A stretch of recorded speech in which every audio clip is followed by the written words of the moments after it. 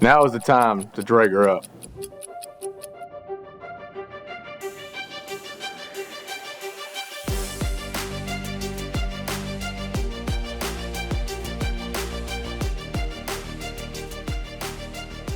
The proper way to clean and disinfect your SCBA once you get back to your agency or your firehouse is to first select the proper PPE, whether it be safety glasses, goggles, respiratory protection, gloves, and even possibly a Tyvek suit or other personal protective equipment.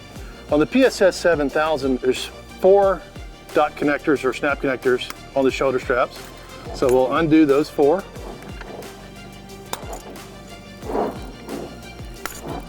Then on the back of the unit, you'll see these snap connectors. So the snap connectors push in and then push down on the harness towards the back frame. That removes the connector. And then what we call the dog bone at the bottom. Turn that, push that in through. That removes that shoulder. Same thing on the other side.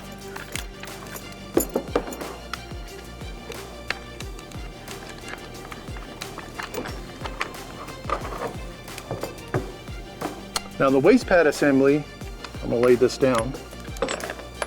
We actually want to do the push connector again, in towards the center, removing the harness, and same thing on the other side.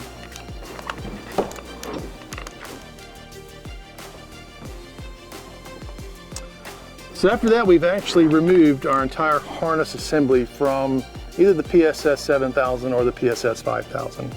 Now once we've completely removed the harness assembly, we can then remove our hoses to get a very deep cleaning on the back frame itself, to get in all the creases and crevices of the back frame. Make sure your components are then separated and laid out and ready for proper cleaning. Now in our instructions for use, we recommend the Spurrier 1008 mild cleaning solution. This is a 1/4 ounce per 1 gallon of water. So we would take a 1/4 ounce and put it into our 1 gallon container, thoroughly mix it and get it ready for cleaning. Then we're going to select a medium bristle brush. We could even select a smaller brush for more technical cleaning.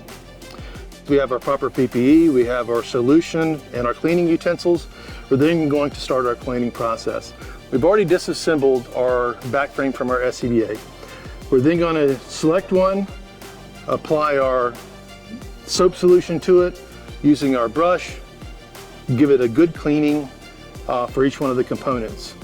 Once those have been cleaned, we're then going to rinse them out and let them air dry. Now again, keep in mind, we don't want to have these in sunlight for UV exposure. So in a nice cool area within the bay is perfectly fine.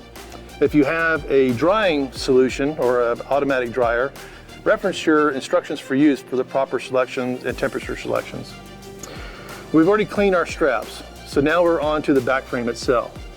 So when we clean our back frame, if we choose to take the cylinder off, we would make sure we use a plug here.